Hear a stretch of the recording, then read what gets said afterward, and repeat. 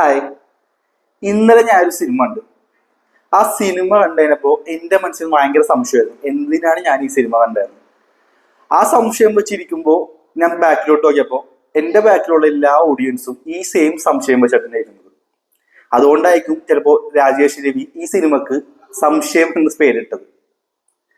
So അധികം മത്സരം വീഡിയോയിലേക്ക് കടക്കാം. Welcome to I am.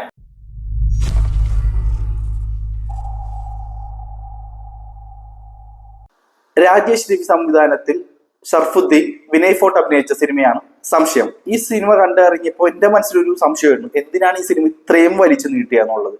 കാരണം ഇതൊരു 2 മണിക്കൂർ സിനിമയാണ്. സംഭവം ഇതൊരു 1 മണിക്കൂറിന് പറഞ്ഞു തീർക്കാനുള്ള ഒരു സ്റ്റോറിയേ ഉള്ളൂ. ഇതൊരു ട്രൂ ഇവന്റ് ബേസ് ചെയ്തിട്ട് നടന്ന ഒരു സിനിമയാണ്. അത് വെച്ചിട്ട് ഏതെന്ന് വെച്ചാൽ നമുക്കിതൊരു ഷോർട്ട് ഫിലിം ആയിട്ട് എടുത്താൽ എനിക്ക് സിനിമ ഭയങ്കരമായിട്ട് ഇഷ്ടപ്പെട്ടാണ്. കാരണം അങ്ങനത്തെ ഒരു നല്ലൊരു സ്റ്റോറിയാണ്. പക്ഷേ അത് ഒരു 1 മണിക്കൂർ മാക്സിമം വെച്ച് നിർത്തുന്ന ഒരു സ്റ്റോറിയാണ് ഇത് ശരിക്കും. അത് രാജേഷ് രവി ഇത്രയും വലിച്ചു നീട്ടിയത് ഇത് പുള്ളിയുടെ പറഞ്ഞിട്ട് കാര്യമില്ല. പൊതുവെ ഈ മലയാളികൾക്കുള്ള ഒരു സംഭവമാണ്. ഒരു ചെറിയ ത്രെഡ് വെച്ചിട്ട് ആ ത്രെഡ് വലിച്ചു നീട്ടി വലിയൊരു സ്റ്റോറി ആക്കാനായിട്ടുള്ളത്. അത് തന്നെയാണ് ഇവിടെ ചെയ്തിട്ടുണ്ട്. ഇതിൽ അഭിനയിച്ച എല്ലാ ക്യാരക്ടറും നന്നായിട്ട് അഭിനയിച്ചു. ഇതിന് വിനയ് ഫോർട്ട് ഭയങ്കരമായിട്ട് അഭിനയിച്ചിട്ടുണ്ട്. എനിക്ക് ഭയങ്കരമായിട്ട് ഇഷ്ടപ്പെട്ടു വിനയ് ഫോർട്ടിന്റെ. ഇത് സ്റ്റോറി പറയുമ്പോഴും നല്ല രസമായിട്ട് തന്നെ പോയിട്ടുണ്ട്. പക്ഷേ ഇത് ഇത്രക്ക് 2 മണിക്കൂർ എന്ന് പറഞ്ഞാൽ വലിയ സമയമൊന്നുമില്ല. മലയാള സിനിമ എന്ന് പറയുമ്പോൾ 3 മണിക്കൂർ 3.5 മണിക്കൂർ വരെ പോയിട്ടുള്ള സിനിമകളുണ്ട്.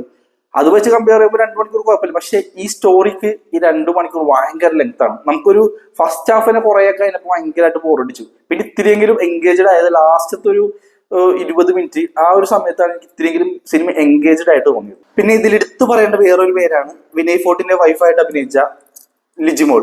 പുള്ളിക്കാരത്തിന്റെ ക്യാരക്ടർ നല്ലൊരു രസമായിട്ടിരുന്നു. എന്നുവെച്ചാൽ ആ ഒരു സംശയം തുടങ്ങുന്നത് തന്നെ പുള്ളിക്കാരത്തിന്റെ വെച്ചിട്ടാണ്. ഇതൊരു സ്പോയിലർ ഒന്നുമല്ല, കാരണം നിങ്ങൾക്ക് സിനിമ ട്രെയിലർ കാണുമ്പോൾ തന്നെ നിങ്ങൾക്ക് കാര്യങ്ങളൊക്കെ മനസ്സിലാവും. പുള്ളിക്കാരൻ നന്നായിട്ട് അഭിനയിച്ചിട്ടുണ്ട്.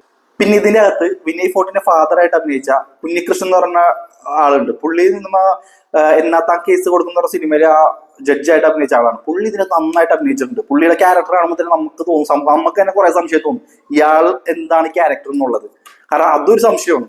അങ്ങനെ പല പല സംശയങ്ങൾ വെച്ചുണ്ടാക്കിയ ഒരു സിനിമയാണ് ഈ സംശയം എന്ന് പറയുന്ന സിനിമ.